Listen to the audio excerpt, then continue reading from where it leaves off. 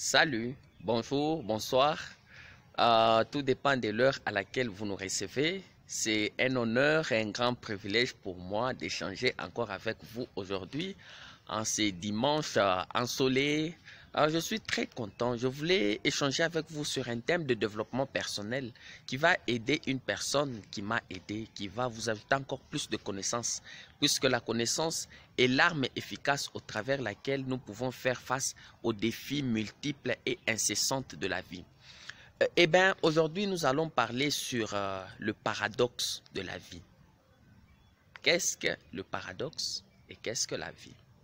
Le paradoxe, c'est une contradiction.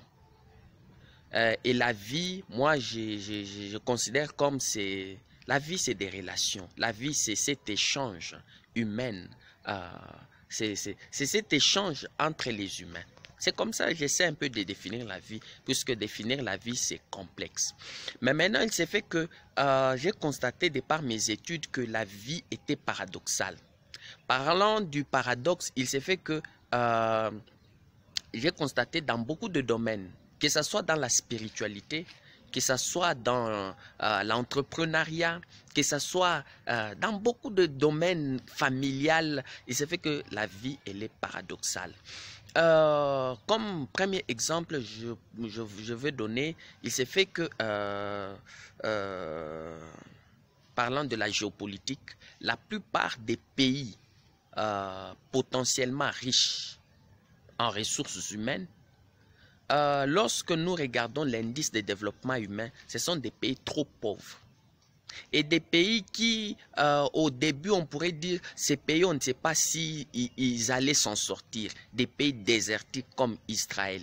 Des pays qui se retrouvent dans des climats là extrêmement dangereux comme la Russie, Sibérie, Mongolie, Canada, Serbie, Monténégro. Mais c'est des pays follement riches, énormément riches. Des tout petits pays comme Suisse, Liechtenstein.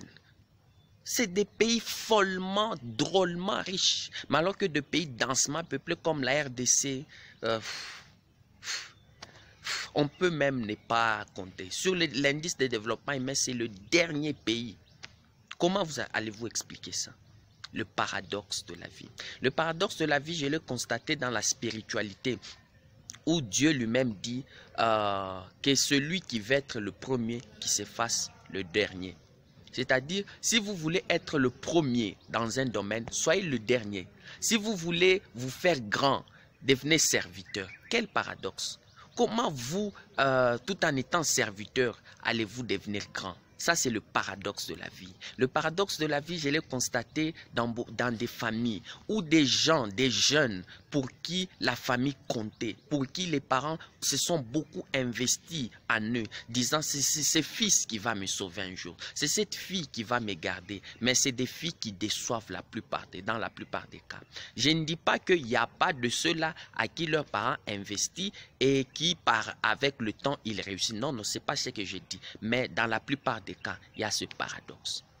C'est ce que la Bible dit, la course n'appartient pas aux agiles, ni le pain aux sages, mais tout dépend des temps et des circonstances. C'est juste une question de temps, c'est juste une question des circonstances. La plupart des gens qui ont étudié dans la vie, vous verrez, ils ne font pas de grandes choses dans la vie. Les gens qui ont beaucoup de doctorants, qui eux devraient être à la tête, mais c'est le paradoxe. Regardez pour la RDC. Quel président a étudié beaucoup et est devenu à la tête?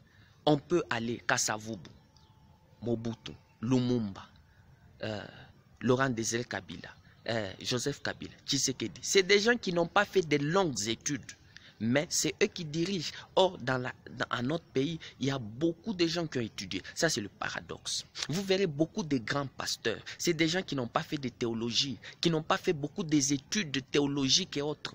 À tel point que les apôtres, beaucoup de gens se posaient même la question, mais d'où vient cette sagesse des gens qui n'ont même pas étudié? Ça, c'est le paradoxe. Cette paradoxe, Dieu l'a mis pour confondre les sages.